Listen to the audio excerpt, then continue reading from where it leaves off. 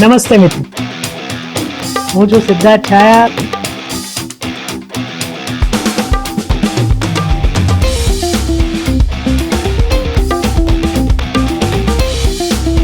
તો સ્વાગત છે તમારું સિટ ટોક્સમાં. નમસ્તે મિત્રો, અને પોડકાસ્ટ ડાયરીઝના નવા એપિસોડમાં તમારું સ્વાગત છે. આપ જોઈ રહ્યા છો, આજે આપણા પોડકાસ્ટમાં પહેલી વાર એક કવિ જીવ જેને કહીએ એમને આપણે બોલાવ્યા છે. મારી બહુ વખતથી ઈચ્છા હતી કે કૃષ્ણભાઈ આપણા શોમાં આવે, અને બહુ અમે મથ્યા પણ છીએ, અને બસ આજે તક મળી છે તો આપણે બધા ભેગા થયા છીએ. જેમ કહીએ ને કે અમુક વ્યક્તિઓને ઓળખની જરૂર નથી હોતી, એટલે કૃષ્ણભાઈની ઓળખાણ આપીને આપણે સમય એટલો વ્યતીત નથી કરવો. તો બસ આપણે શરૂ કરીએ. કૃષ્ણભાઈ, કેમ છો? જી, મજામાં. હવે આપણી સાથે વાતથી જે થઈ ઓફ કેમેરા, એમાં તમે મને કહ્યું કે તમે આરબીઆઈમાં હતા અને નિવૃત્ત થયા હમણાં થોડા વર્ષ પહેલાં. એક વર્ષ એક્ઝેક્ટ થયું. તો આરબીઆઈ એટલે અમારા જેવા સામાન્ય પ્રજાને તો એમ કે ભાઈ નોટો છાપતા હોય, એટલે જે બેંકોની બેંક કહેવાય, જે અમે ભણતા અર્થશાસ્ત્રમાં.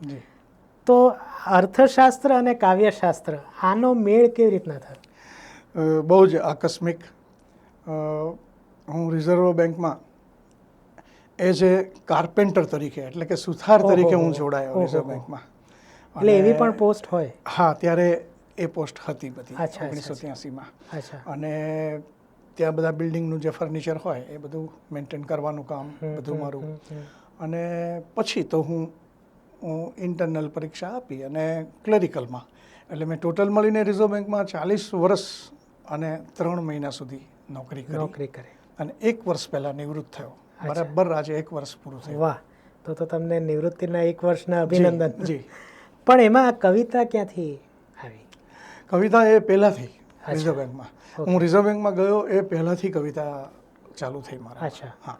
અને શું એટલે એમ કહેવાય ને કે જેમ લોકો મશ્કરીમાં કહેતા હોય છે કે પ્રેમમાં માણસ લૂંટાય અથવા તો પ્રેમ ભગ્ન થાય તો કવિતા નીકળે. જી. તો તમારા કિસ્સામાં શું હતું? મારા કિસ્સામાં બસ જે જીવન જીવવાની કશમકશ, ટકી રહેવાની એક મથામણ. અને સૌરાષ્ટ્રથી અમદાવાદ આવેલો. બરાબર. 1981માં. ઓહો. તો ત્યાર પછી જે સંઘર્ષ કર્યો, સુથારી કામ સતત કર્યું. અને સુથારી કામ તો આજની તારીખમાં ચાલુ છે. અચ્છા. હા, એટલે સુથારી કામની મારી પોતાની અત્યારે ફેક્ટરી છે સુથારી કામની. તો એ જે મથામણ જે થઈને, એ મથામણમાંથી કવિતા ક્યારે આવીને એ ખબર ન પડી. વાહ! તો સૌથી પહેલું કોઈ કાવ્ય યાદ ખરું કે અમે શરૂઆતમાં આ લખ્યું હતું? હા, આછું આછું મને યાદ છે. તો આછું આમ વિચાર તરીકે એક કાવ્ય હતું, ખાલી નાનકડું એવું. એટલે એમ કે હું એટલે માણસ એટલે કે ઘડિયાળ, એને એટલે કે ઘડિયાળને સમયસર ચાલવા માટે સેલ મળે છે, જ્યારે મારે સેલ મેળવવા માટે સમયસર ચાલવું પડે છે. એટલે હું બસ સમયની બાબતમાં ક્યારેય બને ત્યાં સુધી ક્યારેય મોડો નથી પડ્યો હું સમયની બાબતમાં. એટલે પેલું કહેવાય છે ને કે સમયની કિંમત કરશો તો સમય તમારી કિંમત. બિલકુલ સાચી વાત છે. પછી એટલે આ કામ સાથે તમને કવિ સંમેલનોમાં બોલાવવાનું શરૂ થયું હશે, કોઈ એક સમય એવો આવ્યો હશે, તો એ કંઈ યાદ છે? એટલે તમારી જે પ્રગતિ છે કવિ તરીકે, એ ક્યારે શરૂ થઈ? હા, એ બસ પછી તો હું બુદ્ધ સભામાં જતો થયો. કવિતા શું કહેવાય એનો કદાચ ખ્યાલ બુદ્ધ સભામાંથી મને આવ્યો. અને તમે જે વાત કરી કે કવિ સંમેલનનું, ક્યારે તો મને યાદ છે કે ગિરધરનગરમાં એક સ્કૂલ હતી અને ત્યાં તથાગત પટેલ, ના, મેઘાણીનગરની બાજુમાં ગિરધરનગર કહેવાય, ત્યાં એક સ્કૂલ હતી. તો ત્યાં એક તથાગત પટેલ કરીને અત્યારે પણ એ છે વડીલ અમારા, અને એ મને એમની સ્કૂલમાં પહેલી વાર લઈ ગયેલા ત્યારે ડૉક્ટર મફત ઓઝા આપણા જાણીતા સાહિત્યકાર. અને આ કયા વર્ષની વાત હશે લગભગ? 80નો દાયકો? ના, 80નો દાયકો નહીં, 90ની પહેલાં. અચ્છા, હા, એક્ઝેક્ટ તો હું નહીં કહી શકું, પણ 90ની ખાસું પહેલાં એમ. તો ત્યારે હું એક સ્કૂલમાં ગયેલો કવિ સંમેલનમાં, અને ત્યાર પછી બીજું એક મને વધારે યાદ છે એ છે કે અહીંયા ચંદ્રનગર પાસે પારડી, ત્યાં આપણા બહુ જ જાણીતા ના, યશવંતભાઈ નહીં, એક ગાંધી સ્કૂલ હતી ત્યાં. ઓકે. અને કસ્તુરબા ગાંધી. હા, કસ્તુરબા ગાંધી સ્કૂલ. મારા ઘર પાસે. અને જીતેન્દ્ર, અરે પેલા ઠક્કર એમના. એ મને ખ્યાલ આવે, સ્કૂલ હતી. એ સ્કૂલમાં હું ગયેલો, અને ત્યારે ચીનુ મોદી ત્યાં મળેલા, અને ચીનુ મોદીને ખૂબ રસ પડી ગયો મારામાં કે આ તો સરસ લખે છે. પણ એની પહેલાં પણ બીજી બધી ઘટનાઓ ઘણી બધી થયેલી, જેમાં હું સૌથી પહેલાં નરેન્દ્ર દવે, આપણા બહુ જ જાણીતા પોલીસવાળા જે હતા, સૌરાષ્ટ્રના સિંહ છેલભાઈ, એમના દીકરા નરેન્દ્રભાઈ દવે. બરાબર છે. એમને ઘેર હું એક કવિતાની બેઠક હતી એમાં ગયેલો, અને એ બેઠકમાંથી મેં એક કાવ્ય પાઠ કર્યો. અને અચાનક જ સાહેબ ત્યાં એટલા બધા વડીલો બેઠા હતા, કે શાસ્ત્રી સાહેબ હતા, અશોક હર્ષ હતા, પેરીકાંત પરીખ હતા, બીજા ઘણા બધા સાહિત્યકારો હતા. એ લોકોએ બધાએ મને સાંભળ્યો અને બહુ પ્રેમથી મને ઊંચકી લીધો. વાહ. એટલે આ તો આઈ થિંક પ્રાઇવેટ કે પણ કોઈ આમ કવિ સંમેલન જ્યાં 10-12 કવિઓ પછી તમારું નામ પણ બોલાય, એવો કોઈ અનુભવ યાદ છે કે 1.5-2 કલાકનો પ્રોગ્રામ હોય અને તમે કવિતા બોલ્યા હો? હા, એવું મને. એવું પહેલી વાર તમારી સાથે થયું હોય? સિદ્ધપુરમાં સાહિત્ય વર્તુળ છે. અચ્છા. ત્યાં બધા બ્રાહ્મણ મિત્રો ચલાવે છે, અને એ લોકોએ એકવાર કવિ સંમેલન રાખ્યું હતું, અને ત્યાં મને બોલાવેલો, અને ત્યાં 3-4 કે 5 કવિઓ હતા અમે, અને સરસ આખું થયું. એ જ રીતે હું છે કે વટવા જતો, અત્યારે જે કેટલું, એટલે હું રહેવું જોધપુર, પણ વટવા કવિ સંમેલન હોય તો હું સાયકલ લઈને પહોંચી જતો આરામથી.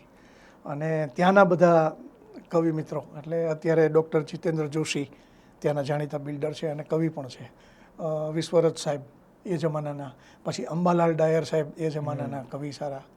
તો એ બધાની સાથે મળવાનું થતું, અને એમની સાથે પણ કાવ્ય પઠન કરવાનું થતું. હવે હું પોતે લેખક છું અને અમુક નવલકથાઓ લખ્યો છે.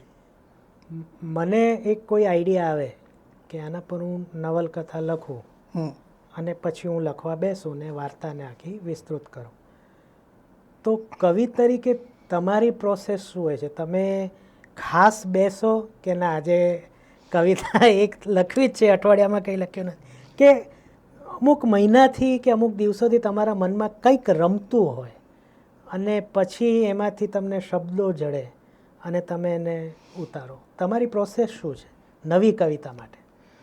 નવી કવિતા માટેની પ્રોસેસ તો હું તમને કહું કે એમ કે બેસી જાઉં તો લખાઈ જાય એવું માનવાનું જરાય કારણ નથી. બરાબર છે. કેટલીક વાર એવું બને કે કેટલીક કવિતાઓ વર્ષ સુધી આમના મનમાં ઘૂંટાયા કરે, પણ આપણને એમ થાય કે નહીં, હજી પૂરી નથી થઈ. બરાબર છે. અને ક્યારેક એવું બન્યું છે કે કેટલીક કવિતા આમ જ બેસી ગયા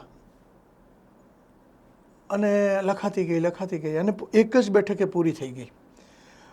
મારી ઈચ્છા છે કે એક કવિતા એવી હું વાંચું, કેમ કે બિલકુલ નવી આખી વાત છે. ચોક્કસ.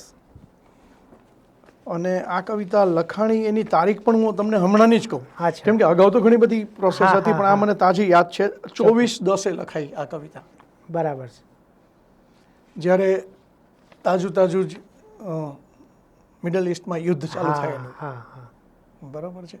તો એ બધું દ્રશ્યો સતત ઝીલાતા હતા અંદર. સૌથી પહેલા તો કવિ છે ને એ ઝીલે બધું, અને પછી એના મનમાં કંઈક ને કંઈક મથામણ ચાલતી હોય, પણ એ ઝીલે એટલે જેવું ઝીલે એવું લોકોની સમક્ષ મૂકી દે. રાઈટ. એ તો પછી એને કદાચ કવિ નહીં કહેતા હોય એવું મને. હું બહુ સમજતો નથી કવિતામાં કે એ મને બહુ, હું જરા પણ વિદ્વાન નથી એ રીતે. અને તમારી મેં 1-2 કવિ સમ્મેલનો મેં એટેન્ડ કર્યા છે. જી. હું બીજા કવિઓને પણ, એટલે કવિતા એ મારો વિષય નથી. જી. મને એવું છે કે કવિતા જે તમે કોઈક 2 લાઈન પતાવો ને જે અહીંથી નીકળે ને કે વાહ, એ મારા માટે કવિતા છે. બિલકુલ. ને એવા તમે છો અને બીજા 1-2 જણા છે જેમને આપણે બોલાવવાના પણ છે અહીંયા. એટલે એ તમે એમાંથી આવો છો. એટલે તમે જે વાત કરી કે કોઈ નિશ્ચિત એ નથી. ના, પેલામાં ન રહી પણ શકાય. હા, એટલે એ યોગ્ય એટલે છે ને અંદર ઉતર્યા પછી કે બધું જીલાયા પછી કશું નવું સ્વરૂપ બનીને બહાર આવે આખી વસ્તુ. ઘટના તો દુનિયાના લોકો પણ જોતા હોય. બરાબર. પણ જે કવિ જુએ તો એમાં કંઈક નવું લઈને આવે આખી વાતને. અને એ જે નવું આવે ને એ તમને વિસ્મય પ્રમાણે કે હા આવું. અને કદાચ ભાવક એમ કે હા મારા મનમાં પણ આ વસ્તુ જ પડી હતી, પણ હું એને શબ્દ દેહ કે ચિત્ર દેહ કે સંગીત દેહ નહોતો આપી શકતો. એ આ કવિએ આપ્યો એમ. અને એ જ આપણા માટે જે તો હવે તમે જુઓ કે યુદ્ધ બધાએ જોયું છે. જી જી જી જી. બધા આજની તારીખમાં પણ ઘમાસાણ વસ્તુ ચાલી રહી છે. બરોબર છે. તો ઘણીવાર એવું પણ આપણે ત્યાં એમ કહેવામાં આવ્યું છે કે આપણા ગુજરાતી કવિઓ તો માત્ર આના ઉપર જ આમ કરે છે તેમ કરે છે, પણ એમને ખબર નથી કે ભાઈ આપણા ગુજરાતી કવિ કેટલું ઝીલે છે.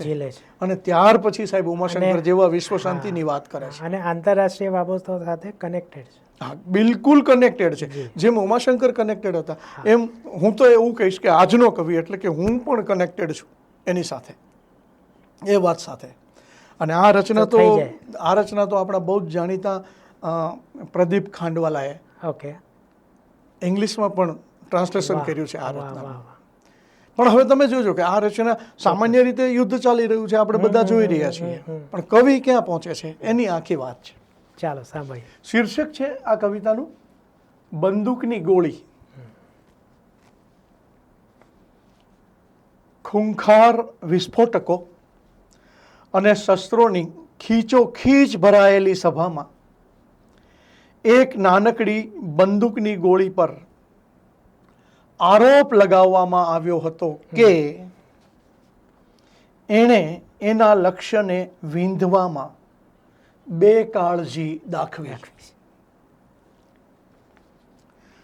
તોપના ગોળાએ કહ્યું, શું આ વાત સાચી છે? બંદૂકની ગોળીએ ધ્રુજતા કહ્યું, જી હા, આ વાત સાચી છે. લોડેડ મિસાઇલ બરાડી ઉઠી. આજના જમાનામાં લક્ષ્ય ચૂકાય જ કેવી રીતે? ગંભીર અવાજે ટેન્કે કહ્યું, ખરેખર એ દિવસે શું થયેલું એ વિગતવાર આ સભાને જણાવો. અને બંદૂકની ગોળીએ કહ્યું, મને બરાબર યાદ છે. એ નાનકડું ઘર, એ નાનકડો બગીચો, એમાં રમતી નાની નાની પગલીઓ, અમને જોઈ હવામાં ફરફરતી એ નાની નાની હથેળીઓ, મને બરાબર યાદ છે.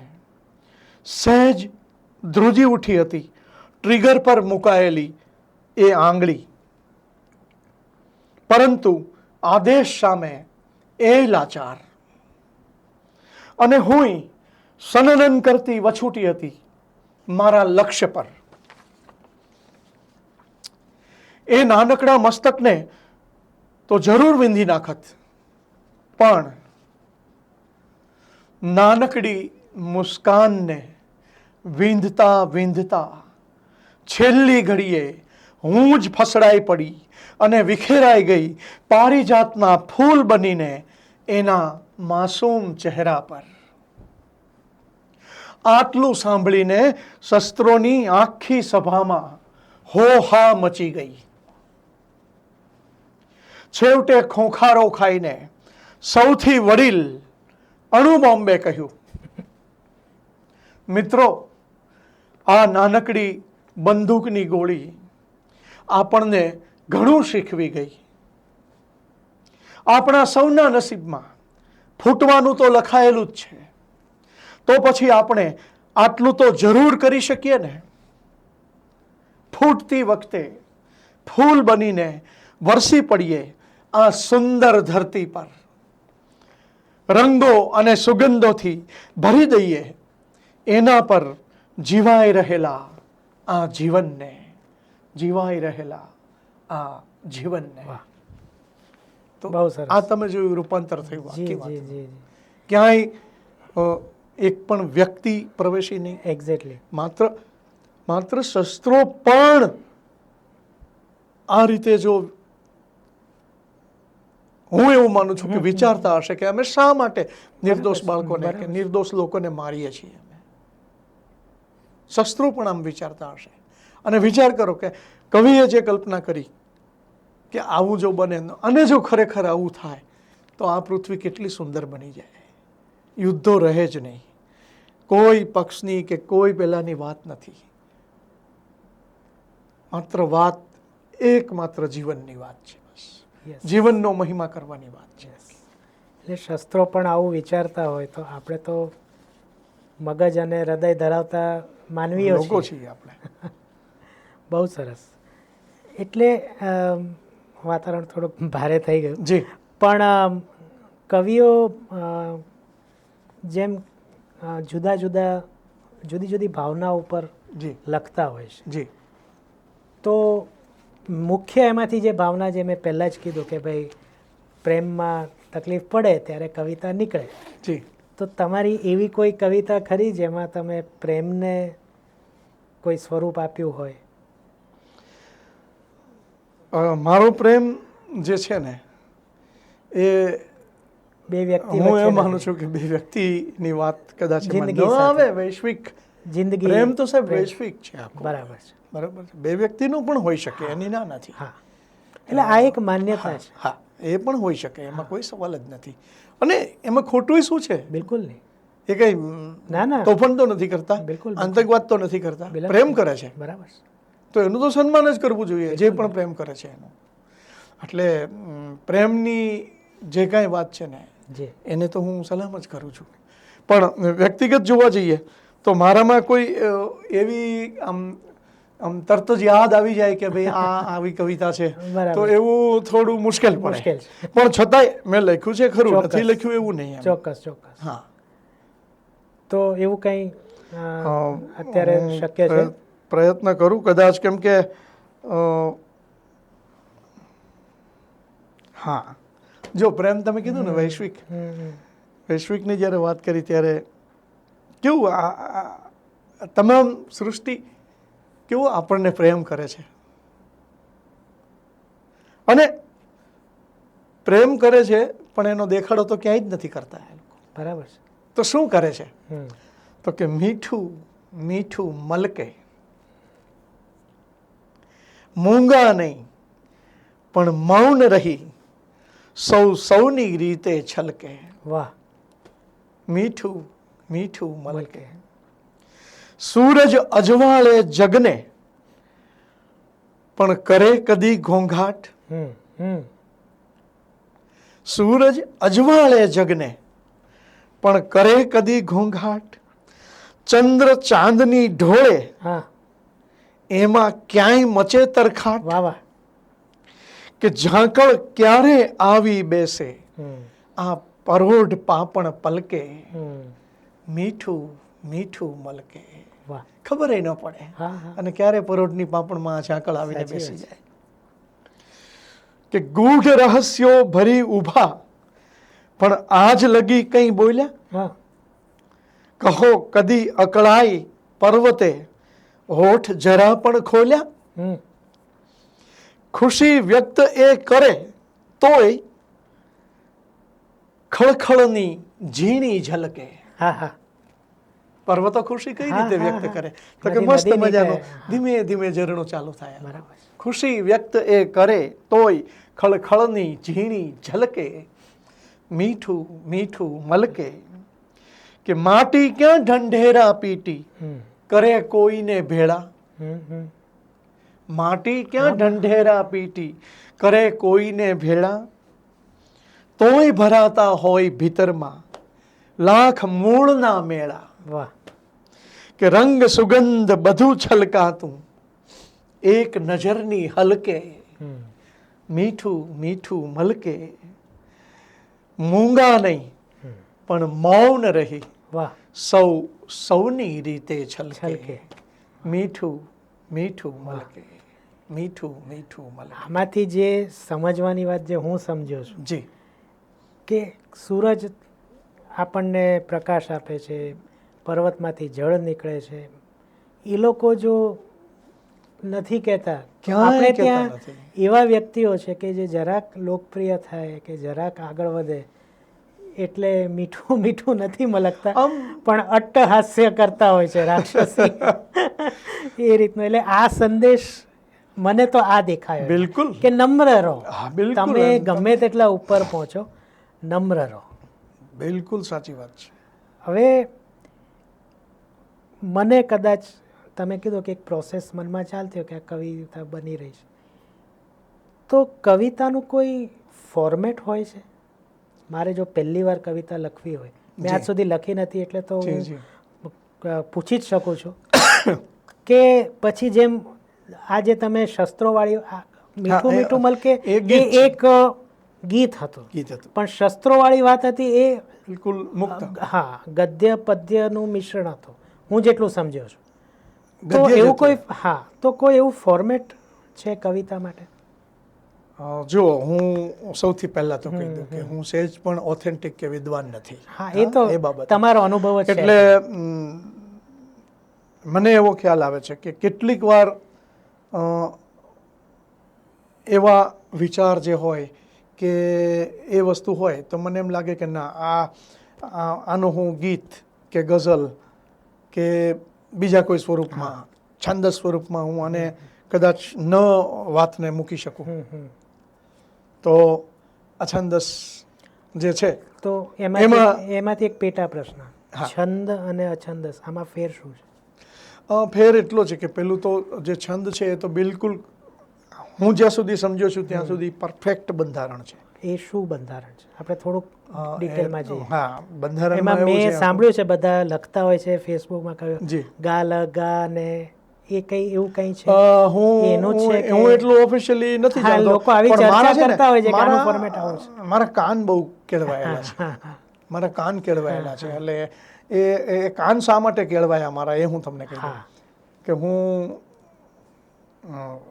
સૌરાષ્ટ્રમાં રાજુલા તત્વજ્યોતિ છે, તત્વજ્યોતિ, એમાં ભણતો અને ત્યાં મેં ઘણા સ્તોત્રો મોઢે કરેલા. સંસ્કૃત વેદપાઠ પણ હું કરતો. એટલે અને વેદપાઠ તો બિલકુલ તમને ખ્યાલ છે કે કાયદેસર ગાનમાં જ થાય આખો. એ જ રીતના સ્તોત્રો પણ બધા પરફેક્ટ શિખરીણી એટલે શિખરીણી જ હોય, મંદાક્રાંતા એટલે મંદાક્રાંતા જ હોય આખું. એ જે બધા નામ આપ્યા છે એ પ્રમાણે. તો એ બધાને કારણે થઈને છે ને, હું તમને કહું, મને એક આમ એ કાન એવા કેળવાયા મારા કે મને ખ્યાલ આવી જાય લઈનો કે હા, આ શબ્દને કારણે અહીંયા લઈ તૂટ્યો તો આ ન ચાલે શબ્દ આખો. બરાબર છે. એટલે એ થયો તો એ મને, એટલે હું આનો સહારો લઉં છું. હું કોઈ પણ સ્વરૂપ કરું ને તો હું આ વસ્તુનો સહારો લઉં છું કે એ લયનો જે મને મળ્યો, મીઠું મલકે માં જોયું, એમાં છે જ મીઠું મીઠું મલકે, ઊંઘા નહીં પણ મૌન રહી, સૌ સૌની રીતે છલકે. અને બીજું, બુદ્ધ સભાનો મને બહુ જ મોટો ફાયદો મળ્યો. ત્યાં માનનીય પિનાકીન ઠાકોર, નામ સાંભળ્યું છે, હા, આપણા બહુ જ સારા કવિગુરુ હતા, અને ધીરુભાઈ પરીખ, આ બંનેનો ખૂબ મને લાભ મળ્યો. એ લોકોએ લય, ખાસ કરીને પિનાકીન ઠાકોરે તો શીખવાડ્યું કે લય કેવી રીતના થાય, કે દાખલા તરીકે આમ તાલી પાડીને બોલતા હંમેશા, કે એક કાવ્યથી જ, હા ચોક્કસ, આમ તો ઝુમખું છે એક કાવ્યનું, એટલે હું, ઠીક છે મારા ભાઈ, ઠીક છે મારા ભાઈ, આ તો કરવા ખાતર કરીએ બધું, સ્મિત પહેરીને ફરીએ બધું, બાકી તો આ સંબંધોમાં જ્યાં જુઓ ત્યાં ઠેક ઠેકાણે હોય છે ઊંડી ખાઈ. ઠીક છે મારા ભાઈ, રોજ ઉડાડી જાતના લીરા, લાગીએ સવા લાખના હીરા, ઠાવકા રહી બોલીએ એવું, જળમાં જાણે પાડીએ ચીરા, સાવરે ઠાલા પગમાં છાલા, તોય પહેરીને ફરતા રહીએ, બૂટની ઉપર સૂટ ને પાછી હોય ગળામાં ટાઈ.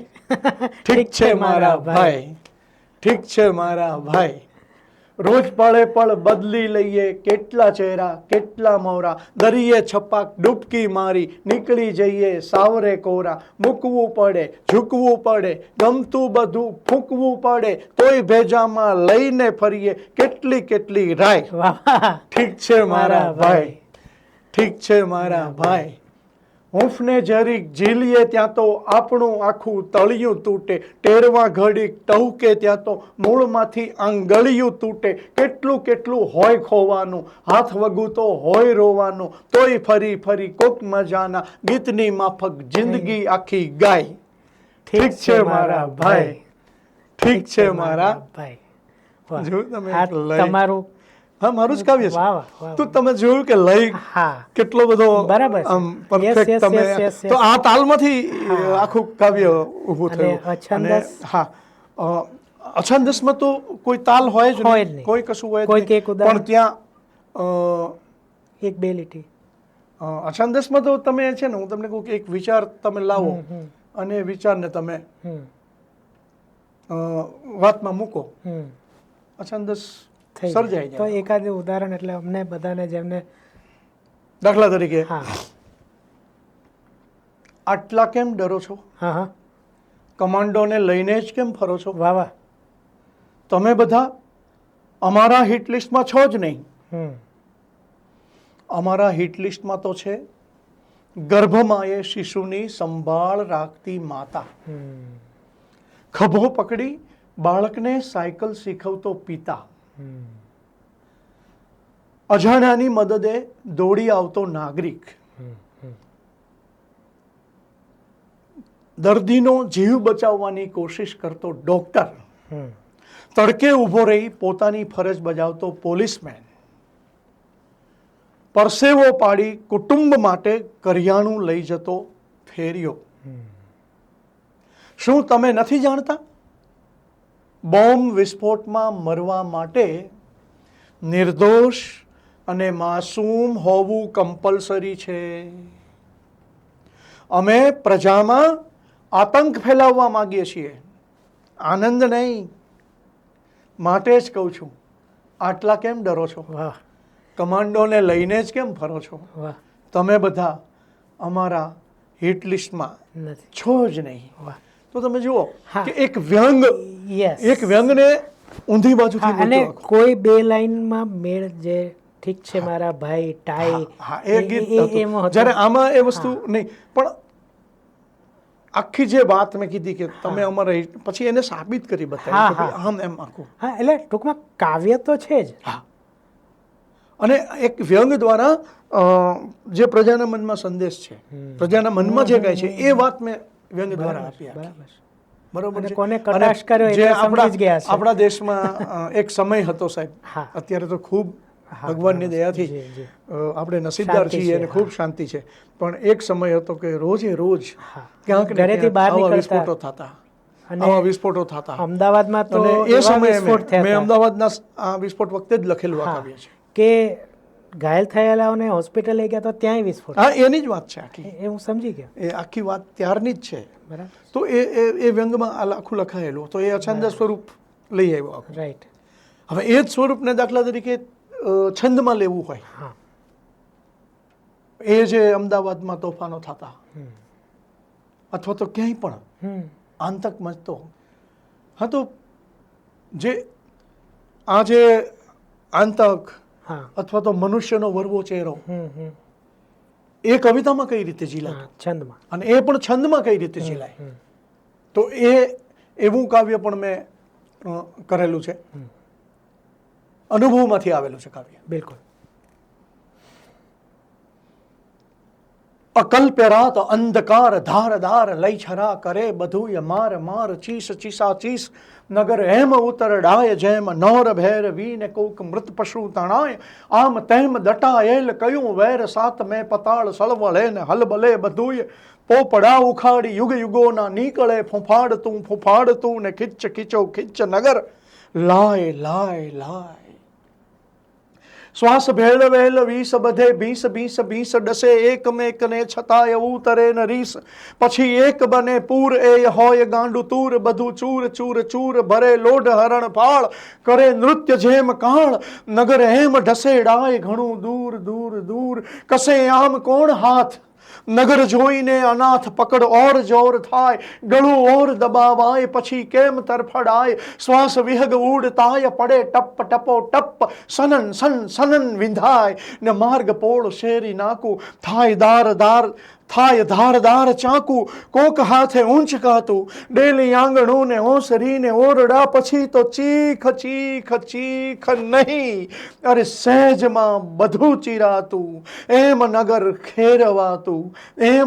ખેરવાતું માત્ર રહે પર્ણહીન છાલહીન ડાળહીન કોક સુકાયેલ અકાળે વિશાળ વૃક્ષના ઠૂઠા સમૂહ વિશાળ વૃક્ષના ઠૂઠા સમૂહ. તો આ રચના સાહેબ લખી અને આ રચના મેં લખી પછી છેક મને મોરબી ધીરુભાઈ કીધું મને કે આ ગુલબંકી છંદમાં તમે લખેલી રચના છે. મને છંદનો તો ખ્યાલ નહોતો પણ સવાલ એ છે કે પેલો લય કેળવાયેલો ને એટલે એને કારણે થઈને આ આખી રચના. અને તમે જુઓ કે આમાં કેટલા બધા પ્રાસ કેટલું બધું મળે અને એની ભાષા. અને બીજું તમે કીધું કે રમખાણો થાય પછી શું હાલત થાય એટલે તમે વૃક્ષની ઉપમા એમાં આપી. બિલકુલ. હવે ચાલો છંદ અને અછંદસનો ખબર તો પડી પણ કોઈને પહેલી વાર કવિતા લખવી છે મેં કીધું આમ 6 મહિના વર્ષથી તમારી જેમ એક ઘૂંટાય છે તો એને શું કરવું જોઈએ એટલે ફર્સ્ટ એના છંદ પણ બેસી ગયા પછી શું પછીની પ્રોસેસ શું છે લખવાનું તો આવે જ અને ચાલો આપણે માની લઈએ કે લખાઈ પણ ગઈ પણ બરાબર છે કે નહીં એને કોને પૂછવું જોઈએ? સાચું કહું કૃષ્ણભાઈ કોઈ બહુ જ અઘરી વસ્તુ છે. હા એ જ છે. અમુક કલા જે છે ને એ શીખવી નથી શકાતી એવું મને લાગે છે. બાહ્ય સ્વરૂપ એનું શીખવી શકાય. તમારી પાસે કોઈ આવે કે આ મેં લખ્યું છે બરાબર છે તો સૌથી પહેલા તો જો હું તમને કહું કે એને એમ દાવો કરતા હોય કે મેં ગીત લખ્યું છે અથવા તો મેં ગઝલ લખી છે અથવા તો મેં આ છંદમાં લખેલી છે તો સૌથી પહેલા આનું બાહ્ય સ્વરૂપ તપાસી લેવું જોઈએ કે ભાઈ તે ગીત લખ્યું તો ગીતનું જે બંધારણ આપણે ત્યાં પ્રચલિત છે એ બંધારણ પ્રમાણે લખ્યું છે અથવા પ્રચલિત નથી અને તમે કંઈક નવું સર્જન કર્યું છે જુદું જ તમારું પોતાનું. તો સવાલ એ છે કે એ વસ્તુ તમે પ્રયોગ કરવા જાઓ પણ પ્રયોગમાં કોઈ કલા નિષ્પન્ન થાય હૃદયને મજા કરાવી જાય તો એ પ્રયોગ સાચો નહીંતર એ પ્રયોગ ખોટો પણ સાબિત થાય. બરોબર છે. તો પહેલા તો એ તપાસવું જોઈએ સૌથી પહેલા. બીજું ભાષાને તપાસવી પડે તમારામાં. એટલે આમાં આમ જોવા જાવ ને તો ખરેખર કવિ પાસે ભાષા વૈભવ હોવો જ જોઈએ. બિલકુલ. શબ્દ ભંડોળ હોવું જોઈએ, ભાષા વૈભવ પણ હોવો જોઈએ. અને અમને તો પિનાકીનભાઈ ને ધીરુભાઈ કહેતા શીખવાડતા કે ભાઈ ભલે એમ કે કવિતા તો મારાથી કુદરતી લખાઈ જાય છે આમ થાય પણ એ ધક્કો લાગે છે ચોક્કસ એની ના નહીં એ ધક્કો બહુ જ મહત્વનો હોય છે. પણ પછી તમે કેટલા સજ્જ છો, તમારી પાસે કયા એવા પાત્રો છે. દાખલા તરીકે તમારી પાસે ગીતનું પાત્ર છે અને કોઈ ધક્કો વાગ્યો તો તમે એના ગીતના પહેલામાં ઢાળ્યું એને તો તમારી પાસે બીબું છે એ એકદમ સુંદર હોવું જોઈએ ને. સાચી વાત છે. જેથી તમે એને જામી જાય બરોબર પછી એને બહાર કાઢો ત્યારે સરસ મજાનું એક મૂર્તિ તમારી સામે આવે. બરોબર. ગઝલ લખતા હો તો ગઝલના સ્વરૂપનો તમને જ્ઞાન હોવું જોઈએ. સાચી વાત છે. બરોબર છે. એમાં જે કાંઈ ટેકનિક છે બધી એનું તમને પૂરેપૂરું ખ્યાલ હોવો જોઈએ કે ભાઈ આ રદીપ છે, આ કાફિયા છે, એમાં છૂટ પણ લઈ શકાય, એની ના નથી, કોઈ ઘણા બધા લેતા હોય છે, પણ મેં કીધું એમ એનાથી કંઈક સુંદર વસ્તુ નીપજતી હોય તો મજા પડે. હા, એ જ રીતે બીજા બધા સ્વરૂપો છે, એ જ રીતે અછાંદસ સ્વરૂપ છે. એટલે સવાલ પછી કવિ પોતે કેટલો સજ્જ છે ને એ બહુ જ મહત્વનું હોય છે. આમ હા, પણ જો પેલો મૂળ જે પેલો ધક્કો બહુ સજ્જ હોય કવિ, બરોબર છે, બધી રીતે પરફેક્ટ, એને બધું જ આવડતું હોય. અત્યારે તો કોમ્પ્યુટર આવી ગયા, ક્યાંય ભૂલ ન થાય કશી આટલી પણ, બરોબર. અને છતાં પણ જે પેલો જે ધક્કો લાગ્યો હોય ને એ ધક્કો જ પરફેક્ટ ન હોય તો કવિતા તો નહીં જ થાય. સાચી વાત છે. એટલે આ બે વસ્તુનું જ્યારે મિશ્રણ થાય ને ત્યારે એક સુંદર કૃતિ નીપજે. તમે જ્યારે શરૂ કરી હશે ત્યારે તમે પેન પેપરથી લખતા હશો, તો હવે જમાના સાથે કમ્પ્યુટર પર આવ્યા છો? હા, અત્યારે તો કમ્પ્યુટર ઉપર જ લખીએ મોટે ભાગે. આ મોબાઈલમાં બોલીને પણ લખી નાખીએ. ઓકે. હા, કમ્પ્યુટર ઉપર પણ લખીએ મોટે ભાગે. બરાબર. હા, એ પણ એવું નથી હોતું કે પેન ઉપર લખી. કેટલીક કવિતા આમનામ મનમાં ઘૂંટાયા કરે ને પછી મોઢે થઈ જાય આખી. આ તમે બોલ્યા, હા, ક્યારે તમે લખી હશે? હા, ક્યારે એટલે હું તમને કહું કે આ હું જે કવિતા બોલ્યો હમણાં છેલ્લે છે એ લગભગ 84-85 કે એની આસપાસ, એના આસપાસના વર્ષોમાં, ત્યારે જે રમખાણ થયેલા, ત્યારે જે રમખાણ થયેલા અનામતના, એનું પ્રતિબિંબ ઝીલાયેલું મારા. બરાબર છે. અને મેં જે કીધું કે એ જે મેં સભામાં આ કવિતા રજૂ કરી અને બધા જ કેકા શાસ્ત્રીને બધા હતા ત્યાં, તો એ લોકોએ બહુ સરસ એપ્રિશિએટ કર્યો મને. તો તમે આમ તો મોઢે રાખો છો જી, પણ અન્ય એટલે વાચકોને, ભાવકોને જો તમારી કવિતા વાંચવી હોય તો તમારા કાવ્ય સંગ્રહો પ્રકાશિત થયા હશે? હા, મારા 5-6 કાવ્ય સંગ્રહો પ્રકાશિત થયા જે અહીંયા છે. હું ક્રમશઃ બતાવું તમને. ઓફકોર્સ. આ પહેલો છે પ્રહાર, એ 1992માં પ્રકાશિત થયેલો. ત્યાર પછી આ વાંસલડી.com છે, એ પ્રકાશિત થયું. એની સાથે સાથે આ બાળકોનું ભોંદુભાઈ તોફાની, આ બધા ખૂબ જ 3-4 હજાર કોપીઓ આની, અત્યારે તો અપ્રાપ્ય છે. આ થોડા સમય બહાર પાડીશ, પણ આની પણ 3000 કોપી, આ બધા મારી પાસેથી જ મળે છે. ત્યાર પછી મેં આ કોરોનામાં એક સાથે 3 કાવ્ય સંગ્રહ બહાર પાડ્યા. એમાં એક આ આવશે શબ્દ મેં જે રાખ્યો છે ને એ હું હમણાં તમને એની એક રચના જ કહીશ એટલે તમને વધારે મજા આવશે. તો એમાં માત્ર ગઝલો જ છે. હા, એવી જ રીતના આ વિસ્ફોટ છે, તો એ આપણે ત્યાં સમયાંતરે જે સતત આપણી માથે ઘાત થતો હતો અને એવી ઘટનાઓ બનતી હતી આપણા દેશમાં, દુઃખદ ઘટનાઓ, એવા સમયે એના પ્રતિભાવ રૂપે જે લખાયેલી રચના, એ રચનાઓ છે બધી આમાં. અને એમાં એક જેને કહેવાય ને કે એક કવિની પીડા એ વ્યંગ દ્વારા પણ પ્રસ્તુત થાય, વેદના દ્વારા પણ પ્રસ્તુત થતી હોય, તો એ બધા અછંદસ કાવ્યો આમાં છે. અને આ જે છે એ ફાસ્ટ ફૂડ, મેં નામ જ એ રીતના રાખ્યું છે કે ફાસ્ટ ફૂડ. તો આમાં છે ને માત્ર વ્યંગ કાવ્યો છે બધા, કેમ કે વ્યંગ કાવ્ય એ મારું પહેલેથી જ પેલું પાસું રહ્યું છે, એટલે આમાં બધા જ વ્યંગ કાવ્યો છે. બરાબર છે. એટલે આ બધા જ કાવ્ય સંગ્રહો મેં જ પ્રકાશિત કર્યા છે અને મારી પાસેથી જ ઉપલબ્ધ છે. ચોક્કસ. તો હું તમારો ફોન નંબર આપી શકું? હા, બિલકુલ. ડિસ્ક્રિપ્શનમાં. હા, કોઈને પણ સંગ્રહ જોઈતા હોય તો તમારા નંબર, હા, મારા નંબર ઉપર મને જણાવે તો હું એમને કુરિયર દ્વારા મોકલી આપું છું. ચોક્કસ. મારો નંબર છે, હું નીચે ડિસ્ક્રિપ્શનમાં લખી દઈશ. બરાબર છે? યસ. હા, ચોક્કસ.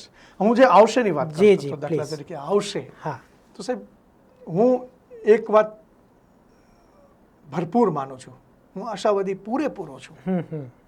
તો મેં આપણું જે મહાકાવ્ય છે ને રામાયણ, મેં બંને ઉપર કાવ્યો લખ્યા છે. મહાભારત પર પણ લખ્યું અને રામાયણ ઉપર પણ લખ્યું. જી જી.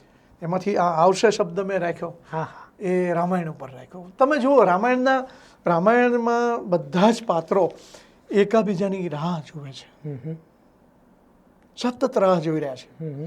મને આ વસ્તુ દેખાયું આમાં. તો મેં ક્યાંથી શરૂઆત કરી એની હું વાત કરું તમને. અને એ ગઝલ સ્વરૂપમાં જુઓ, આ બિલકુલ છંદોબદ્ધ ગઝલ સ્વરૂપમાં આ રચના છે.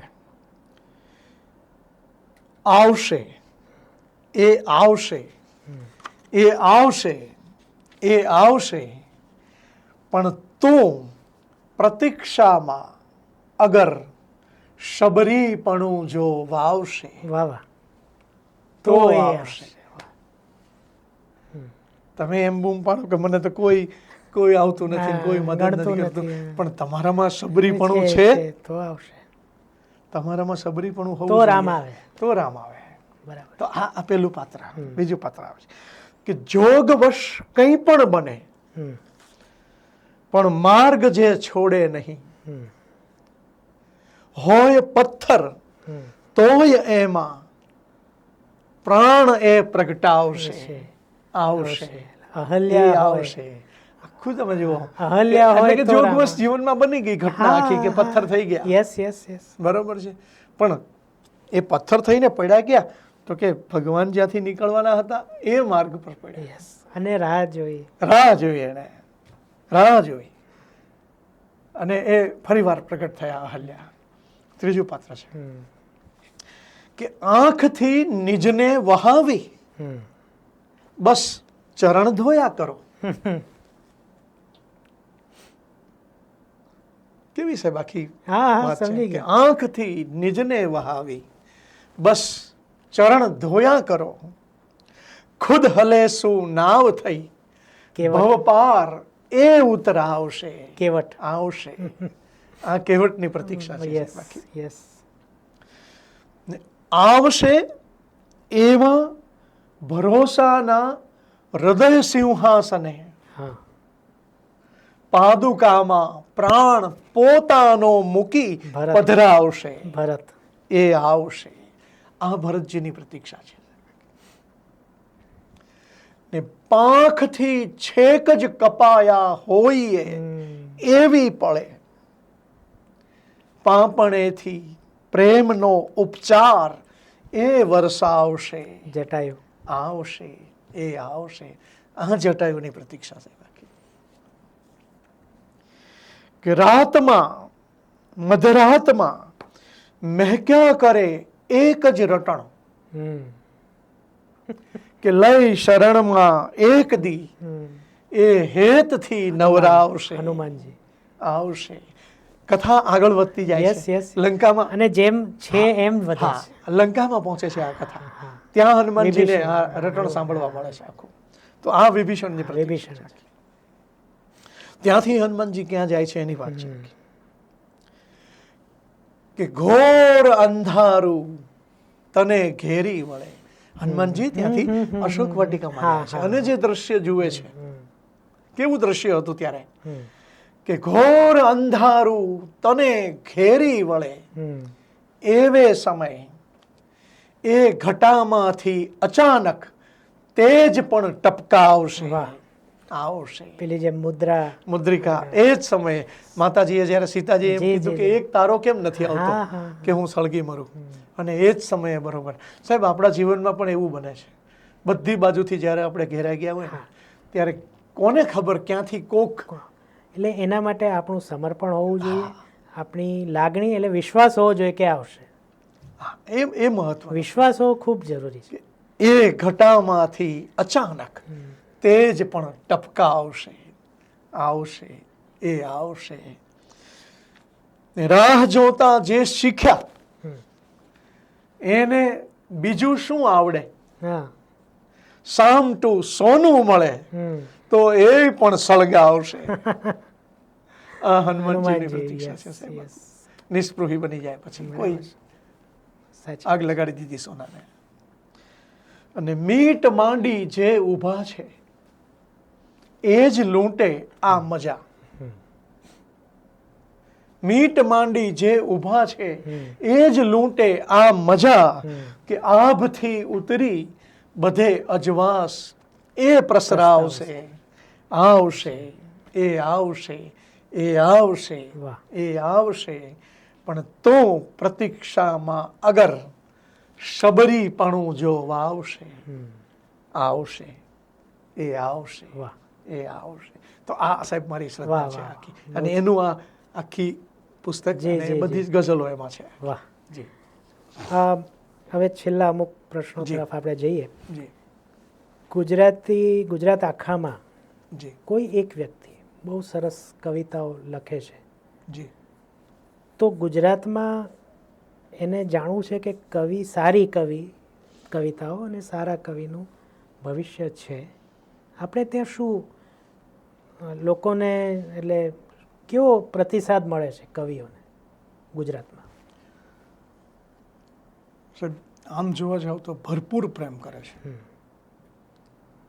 લોકો. એ સાંભળતા નથી ને ત્યાં સુધી તકલીફ છે, પણ જો સાંભળે ને ભરપૂર પ્રેમ કરે છે. બરાબર. મારું એક મુખ્ય કામ છે સ્કૂલોમાં જવાનું, બાળકોની વચ્ચે. બરાબર. અને બાળકાવ્યો હું એ લોકોની સામે જઈ અને બાળકાવ્યો એટલે ભોંધુભાઈ તોફાની છે દાખલા તરીકે, તો આ ભોંધુભાઈ તોફાનીમાં બધા જ બાળકાવ્યો છે, ચિત્રો પણ છે સામે. બરાબર. જુઓ તમે આ રીતે આખું. રાઈટ. તો હું છે ને એ લોકોને દાખલા તરીકે ત્યાં જઈ બાળકોની વચ્ચે અને એમની જે દુનિયા છે એ દુનિયાની ભાષામાં હું એ લોકો સાથે વાત કરું છું અને એમને નાના નાના કાવ્યો એવી રીતે સંભળાવું કે બાળકને એમ થાય કે ના હજી સાંભળવું છે, હજી વધારે સાંભળવું છે.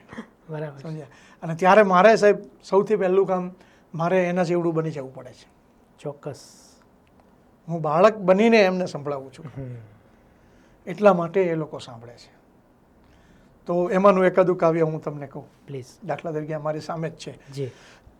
એક સમય હતો કે જ્યારે ખૂબ બાળકોની બધી ચર્ચા થતી કે બહુ ખોટું સ્ટ્રેસ ના આપીએ બાળકોને, ખોટું વજન ન કરીએ, આ છે તે છે. તો મેં તો વર્ષો પહેલાં આ કાવ્ય લખેલું, વર્ષો પહેલાં. એમાં મૂળ જે દફતરની વાત હતી આખી એ બહુ જ ચર્ચા ચાલેલી ત્યાં પછીથી. પણ મેં એ વસ્તુને એમ કહેવાય છે કે કવિ છે ને એ આર્ષદ્રષ્ટા હોય છે. એને સમયથી પહેલાં કદાચ એવું ક્યારેક મારી બાબતમાં તો મને એવું લાગ્યું છે કે હા ચાલો આ તો મેં સમયથી પહેલાં કાવ્ય લખી નાખ્યું. સરકારે તો હવે નિયમ કર્યો કે આટલું જ વજન હોવું જોઈએ, આમ હોવું જોઈએ. મેં જ્યારે આ કાવ્ય લખ્યું આજથી લગભગ હું તમને કહું આ કાવ્ય ક્યારે લખ્યું હશે 2000થી માંડીને ત્યારે મેં છે ને તારીખો નહોતો લખતો, હવે હું લખવા માંડ્યો છું. તો આ કાવ્ય હું એક શિબિરમાં ગયેલો, બાળ સાહિત્યની શિબિરમાં, અને સાદરા મુકામે. અને ત્યારે મને બાળ કવિતા વિશે બધી વાત શીખ્યો હું આખો દિવસ. અને પછી અમને એમ કીધું કે તમે જાઓ હવે કંઈક લખીને લાવો. એટલે હું તો સાબરમતી નદી ત્યાં બાજુમાંથી જ વહે છે, હું ત્યાં સાબરમતી નદીના કિનારે જઈને બેઠો અને આમ જમીનમાં જોયું તો પેલી કીડીઓ બધું કંઈક કામ કરતી હતી નાનું નાનું, અને મારા મગજમાં એ કીડી માટેની જ કંઈક કવિતા આવી. તો એ કેવું રૂપાંતર કેવું થયું જુઓ.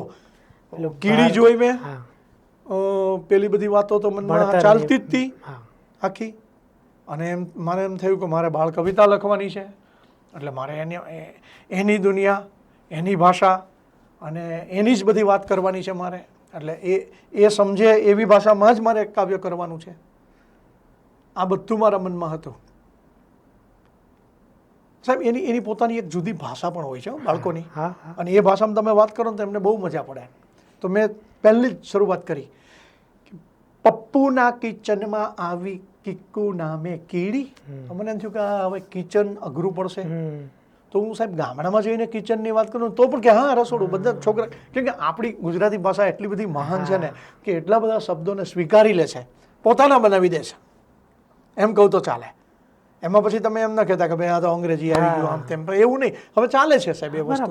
તો એમ કે પપ્પુના કિચનમાં આવી કિક્કુ નામે કીડી, ફટાક દઈને શોધી કાઢી લંચ બોક્સની સીડી. જો અહીંયા દ્રશ્ય કે મીઠા મીઠા બિસ્કિટ જોયા, મોંમાં આવ્યું પાણી, પપ્પુ જેમ જ કિક્કુને પણ બિસ્કિટથી જ ઉજાણી. પપ્પુની મમ્મીએ ત્યાં તો કર્યું ઢાંકણું બંધ, કિક્કુ કીડીને તો કેવળ બિસ્કિટથી સંબંધ. પેટ ભરીને કિક્કુ નીકળી લંચ બોક્સની બહાર, નાનકડા ખંભા પર જોયો પહાડ જેટલો ભાર, નીચે ઉતરી આ કિક્કુને સૂઝ્યો એક જ પ્લાન, ત્યાં ને ત્યાં જ કઢાવ્યું એણે એક નવું ફરમાન કે હવે પછીથી કોઈ કીડી ના લંચ બોક્સમાં જાય, ના હક આ દફતરમાં પાછો ભાર વધારે થાય. તો તમે જો તરત જ ઓન ધ સ્પોટ નિર્ણય લઈ લીધો આ કીડીએ. પણ એટલે કીડીનો પણ ભાર વધવો ના જોઈએ દફતરમાં. અને એ આ કીડીબેને નક્કી કરી લીધું કે નહીં મારો ભાર પણ, કેમ કે કીડીબેનને અહેસાસ થઈ ગયો ઘરે આટલા નાનકડા બાળકના પેલામાં વજન, એટલે કે હું અને એમાં પછી હું અંદર ગઈ તો હવે પછીથી આ તો ન, એને પોતાની જે જ્ઞાતિ છે એમાં એને ત્યાં તો ફરમાન કરી જ દીધું તરત જ. અને આપણા જૂના સાહિત્યમાં કીડીભાર નામનો શબ્દ પણ છે. હા, તો એ તો બાળ કવિતામાં તો આવી તો કેટલી વાતો, અને એટલો હું આનંદ કરું છું સાહેબ. આજે તમામ ગુજરાતની સ્કૂલો જ્યાં જ્યાં જવાનું થાય, જ્યાં મોકો મળે છે ત્યાં હું મારા નિજાનંદે જાઉં છું. બરાબર છે. એટલે હું લાવેલો નહીં, આવેલો હોઉં છું ત્યાં.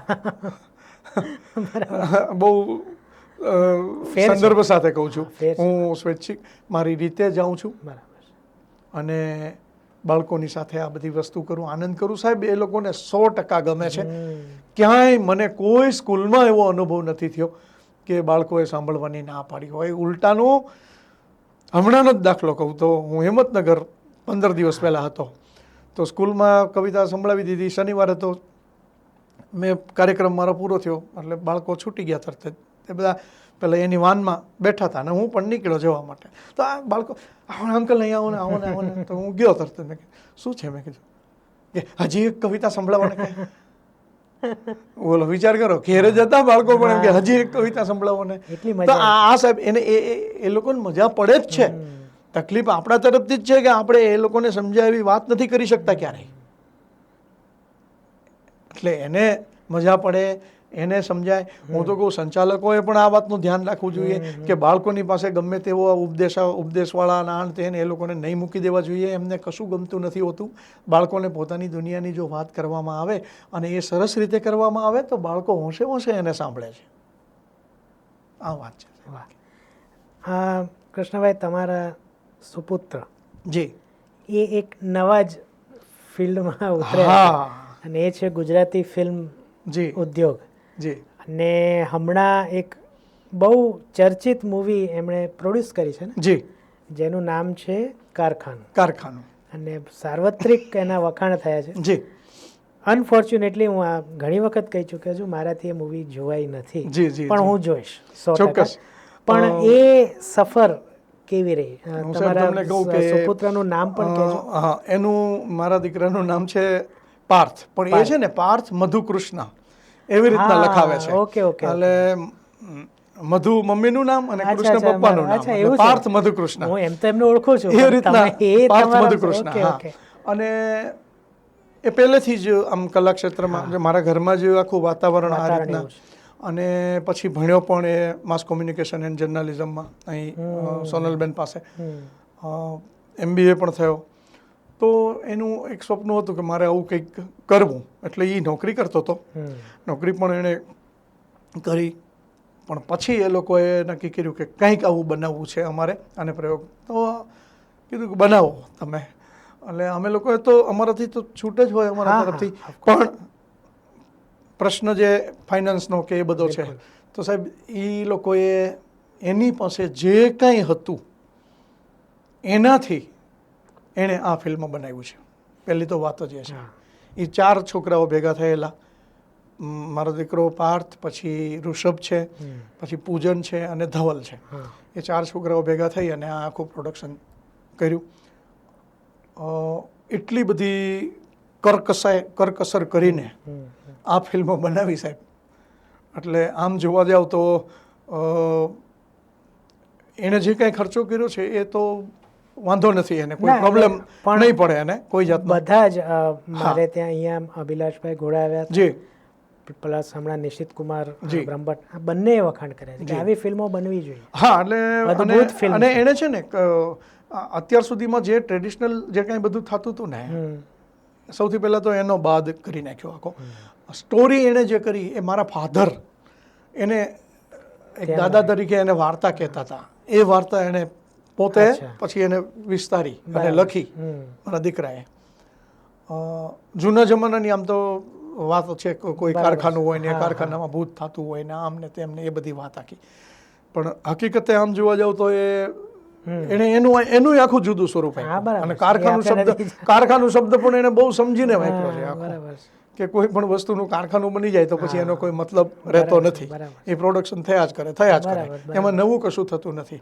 એ સંદર્ભમાં પણ કંઈક વાત આખી ગુજરાતી ફિલ્મ નું આખું વાતાવરણ કઈ રીતે બને છે એ એણે ઊભું કર્યું. બરાબર. અને એ રીતે એણે આખું, અને બીજું કે ક્યાંય પ્રયત્નપૂર્વક કોઈ વસ્તુ એણે ઘુસાડી નથી.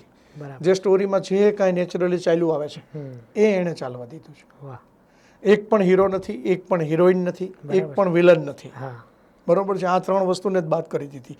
એટલે વાર્તા એ જ માત્ર મેઇન પેલી છે અને એ એણે બરાબર નભાવી છે. અને એમાં એણે કોઈ કોમ્પ્રોમાઇઝ નથી કર્યું કે ભાઈ મસાલો નાખવા માટે આટલું કરીએ, આમ કરીએ, તેમ કરીએ, આ મસાલો ભરીએ, એવું કાંઈ જ નથી કર્યું. તેમ છતાં એ ફિલ્મ ની ચર્ચા ખૂબ થઈ અને લોકોએ જે ખાસ કરીને ફિલ્મી દુનિયાના જાણકાર જે લોકો છે એ લોકોએ ખૂબ એનું પેલું કર્યું.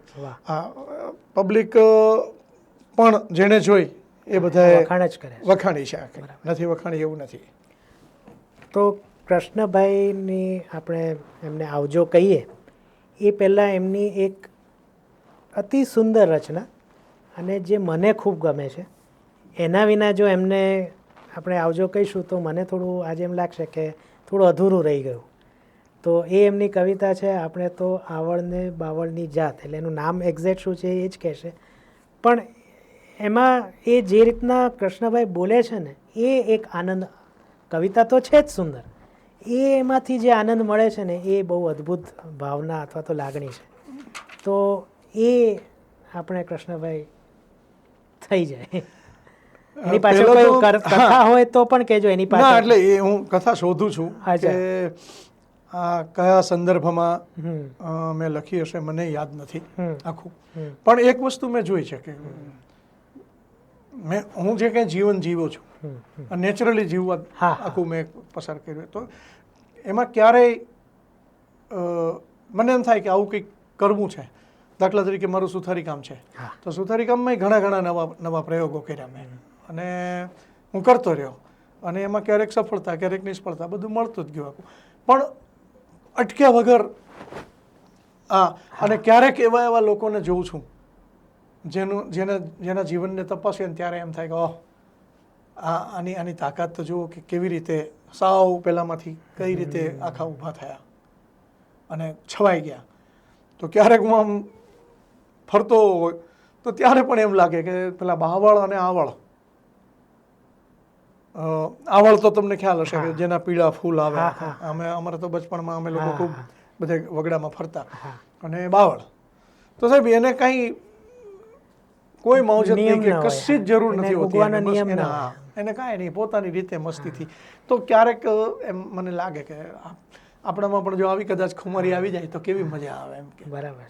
એ સંદર્ભમાં સાહેબ આખું એનું શીર્ષક છે લીલા ગુમાન.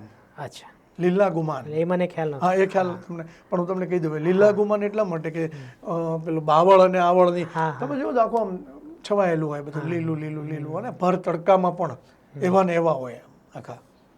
તો પ્લીઝ. અને પછી એક મિજાજ આખો. હા, એ બહુ જબરદસ્ત. હમણાં મને લાગે છે બહુ જ વાયરલ થઈ છે. અમારા કવિ મિત્ર અનિલ ચાવડાએ એ ક્લિપ મૂકી છે આખી અમારી કવિતાની અને એટલી બધી વાયરલ થઈ છે. તો એ જ કવિતા ફરી વાર. કોઈ ઉગાડે એમ કદી ઉગવાનું નહીં, આપણે તો આવળને બાવળની જાત, ઉગવાનું હોય ને ત્યારે પૂછવાનું નહીં. અરે ધગધગતા તડકાના ઘૂંટ ઉપર ઘૂંટ આમ તો મૂળ એમ લખેલું છે મેં કે ધગધગતા તડકાના પેગ ઉપર પેગ ને ઉપરથી આખું વેરાન, નિરાતે બેસીને જે ભરચક પીવે ને એને પાલવે આ લીલા ગુમાન, રોકે કદાચ કોઈ, ટોકે કદાચ તોય, મહેફિલથી કોઈ દિવસ ઉઠવાનું નહીં. આપણે તો આવળ ને બાવળની જાત, ઉગવાનું હોય ત્યારે પૂછવાનું નહીં. આપણે તો એની એ સમજણ શું રાખવી? આ મસ્તીમાં ખરવું કે ફાલવું? આપણે તો લીલાછમ લોહીમાં લખેલું છે, ગમે તે મોસમમાં માલવું. અરે હસવું જો આવે તો હસવું બેફામ, અને આંસુ જો આવે તો લૂછવાનું નહીં. કારણ કે આપણે તો આવળ ને બાવળની જાત, ઉગવાનું હોય ત્યારે પૂછવાનું નહીં. ઊંડે ને ઊંડે, ઊંડે ને ઊંડે જઈ બીજું શું કરવાનું? ધરવાનું આપણું જ ધ્યાન. પથ્થરને માટીના ભૂંસી ભૂંસીને ભેદ કરવાનું આવું લીલું તોફાન. અરે દેખાડે આમ, કોઈ દેખાડે તેમ, તોય ધાર્યું નિશાન કદી ચૂકવાનું નહીં. આપણે તો આવળ ને બાવળની જાત, ઉગવાનું હોય ત્યારે પૂછવાનું નહીં, પણ ઉગાડે એમ કદી ઉગવાનું નહીં. આ વાત છે. વાહ વાહ વાહ, ખૂબ મજા આવી કૃષ્ણભાઈ. અને મેં કીધું પ્રમાણે તમે પહેલા અમારા પોડકાસ્ટમાં પહેલા કવિ છો, એટલે મને પણ ખૂબ અલગ અનુભવ થયો અને એક નવી બાજુ જોવા મળી કવિતાની.